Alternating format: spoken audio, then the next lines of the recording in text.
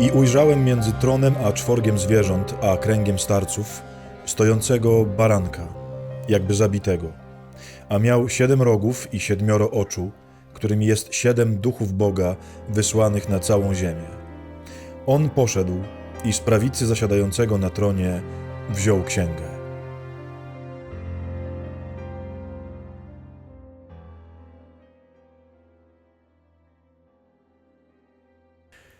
Dobry wieczór, szczęść Boże, dzień dobry. Moi kochani, serdecznie Was witam w kolejnym odcinku Strasznej Rekolekcji. Mam nadzieję, że ciągle oglądacie. Ja wiem, że to wszystko, co tu się dzieje od paru dni, jest pewnie takie gęste i może dla Was trudne, ale mam nadzieję, że będzie lepiej.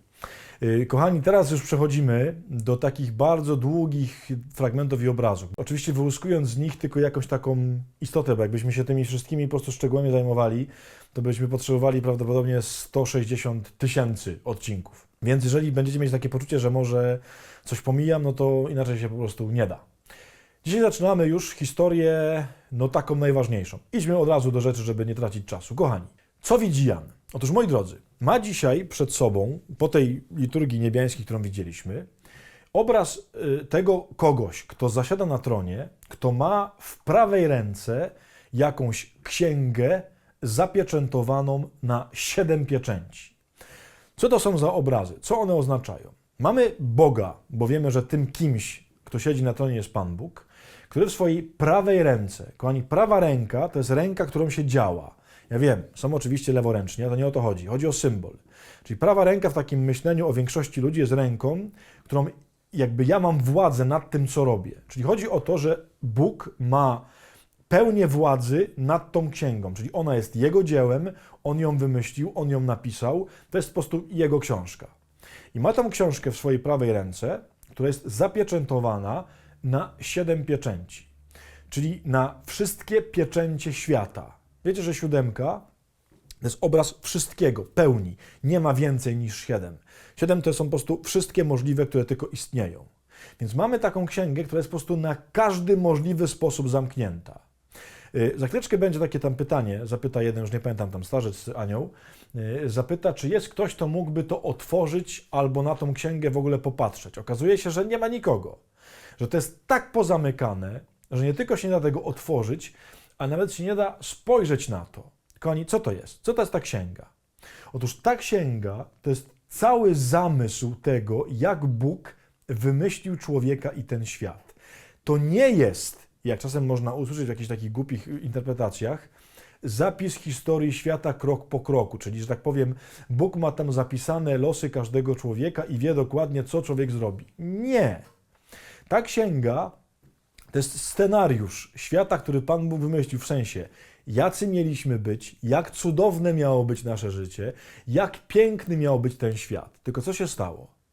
Wydarzył się grzech pierworodny, czyli ten scenariusz, że tak powiem, się popsuł i okazało się, że jest niemożliwy do zrealizowania przez grzech, który wszedł na świat. Czyli ten scenariusz, który Pan Bóg wymyślił, piękna, dobra, szczęścia, miłości, cudowności, raju, wszystkiego, czego tylko pragniemy, zostało zamknięte przez grzech.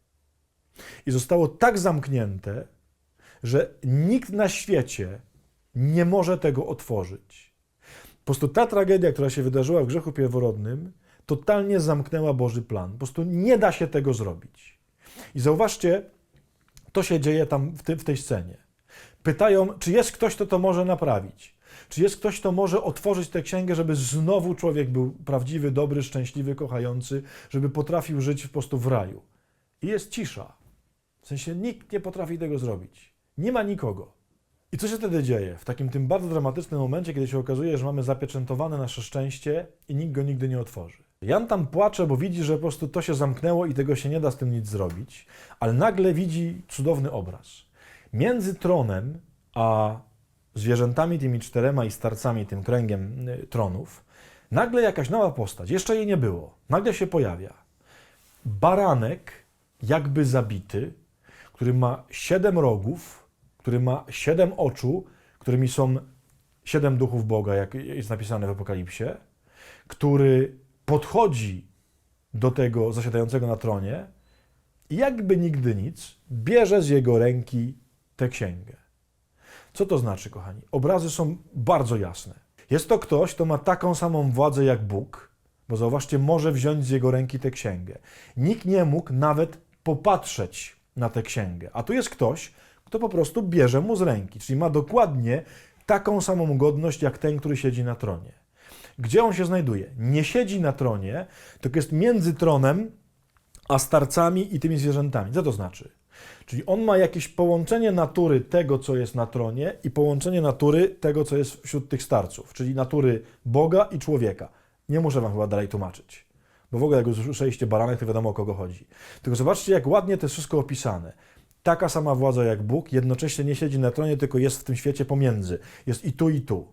Ma 7 rogów, to znaczy, rogi, moi drodzy, to jest zawsze symbol ogromnej władzy i takiego momentu, że jakby nic ci nie grozi, no bo masz róg, czyli jesteś zabezpieczony przed jakimś atakiem. On ma 7 rogów, czyli jest nienaruszalny. I znowu, kochani, bardzo was o to proszę, wiem, że mówię to w każdym odcinku, ale nie wyobrażajcie sobie tego dosłownie, że mamy baranka, który ma 7 rogów, tak? Nie, to są tylko obrazy, które mają pokazywać jego cechy. Czyli on jest nienaruszalny w swojej władzy, jednocześnie ma pełnię wiedzy, te oczy, o których wam już mówiłem, i ma 7 duchów Boga, czyli ma pełnię ducha. Zauważcie, to jest cudowny obraz Trójcy Świętej. Na tronie siedzi ktoś, Bóg Ojciec, baranek, czyli Syn Boży, i 7 duchów, czyli pełnia ducha, Duch Święty. Mamy całą Trójcę obecną na tej uroczystości. I baranek mówi, ja tę księgę pootwieram. W sensie wszystkie te 7 pieczęci, które są nie do otwarcia, ja to zrobię. Czym to zrobię? Baranek jakby zabity. Czyli zrobiłem to tym, że umarłem za ten świat. Co się wtedy dzieje? Rozpoczyna się po prostu szaleństwo uwielbienia. Jak się wszyscy zorientowali, że jest taki ktoś, no to zaczyna się pieśń. Że on jest właśnie godzien, że on to wszystko zrobi, że on zaprowadzi królestwo. W tym jednym rozdziale, kochani, jest opowiedziana cała historia świata, zauważcie. Od początku, czyli Boży plan stworzenia księga, grzech pierworodny, zapieczętowanie nie da się otworzyć, cała historia ludzkości przed Chrystusem, czyli wszyscy szukają kogoś, kto mógłby to naprawić, nie da się. Pojawia się baranek, jakby zabity, czy przez śmierć bierze tę księgę i ją odpieczętowuje i potem mamy królowanie ludzi z Bogiem na wieki, czyli całą historię świata dalej. Czyli w tym jednym rozdziale jest opowiedziana cała historia ludzkości. Co będzie dalej w Apokalipsie? Krok po kroku będzie pokazane, jak to zrobił.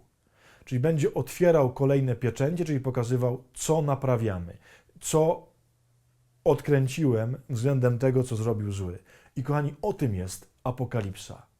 O tym, że jest tylko jeden baranek, Jezus, który może odkręcić losy tego świata, który może rozłamać te pieczęcie i sprawi, że znowu scenariusz Boga, czyli ta książka napisana przez Niego, znowu będzie aktualna.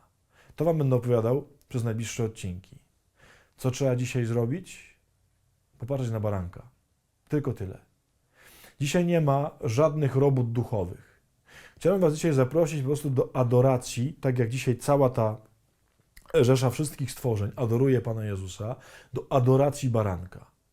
Bo On jest jedynym, który może naprawić nasze życie.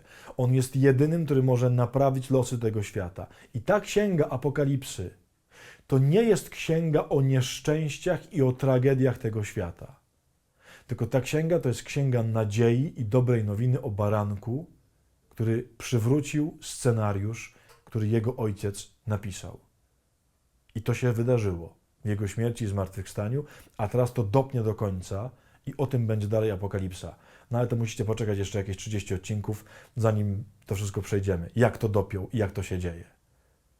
Kochani, dzisiaj zapraszam was do adoracji baranka jakby zabitego z 7 rogami, o 7 oczach, z duchami Boga, który bierze księgę, czyli twoje życie i przywraca scenariusz, który napisał Pan Bóg.